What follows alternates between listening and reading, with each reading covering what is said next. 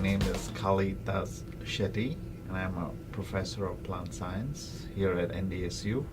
I just moved 3 years ago from University of Massachusetts after 20 years, and I also head the new institute which is focused on global food security. It's called Global Institute for Food Security and International Agriculture, or GIFSIA. Originally, I'm from southern India, where I've got my bachelor's degree in agriculture. So after high school in the sciences, physics, chemistry, maths, and biology, I chose to go to a more ecology-driven major in agriculture sciences, majoring in agriculture microbiology, with interest in crop production, but a more ecology-driven crop production system. And then later I came to the United States to do master's and PhD in microbiology at the University of Idaho.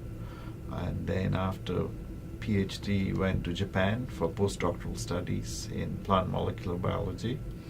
And then a second postdoc in plant development at University of Guelph, Ontario, Canada, before settling into a faculty job at the University of Massachusetts for 20 years.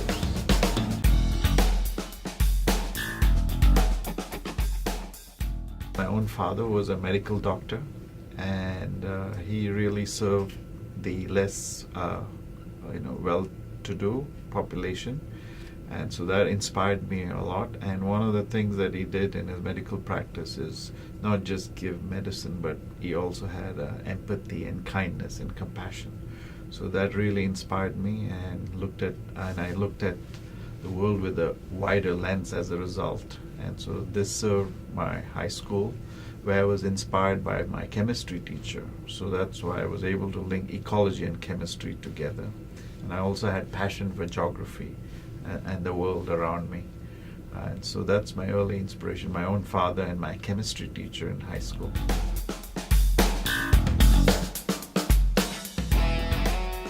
Well, my father was a medical doctor, so his sense of healing was very touching. But as I saw many of the global challenges, the issues of food security, wellness from it were the major challenges. So as I looked at this, I looked at food as being an important tool, not only for well-being and economic well-being, but also its nourishment and various aspects of nourishment of food. And so that was the inspiring journey. And then to really look at the biochemistry of it, that's where the chemistry interface comes in. And so I've carried that thread right along in my journey into my PhD and later research at postdoctoral level and in Massachusetts and now at NDSU.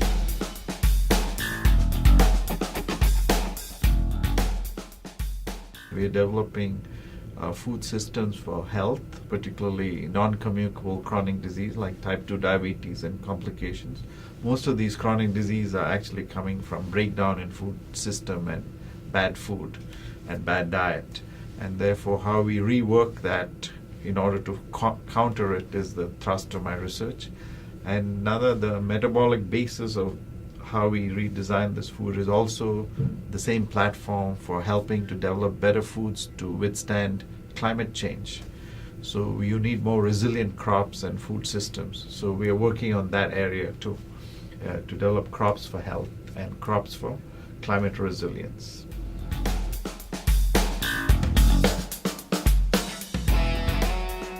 Absolutely, because we are in a knowledge economy.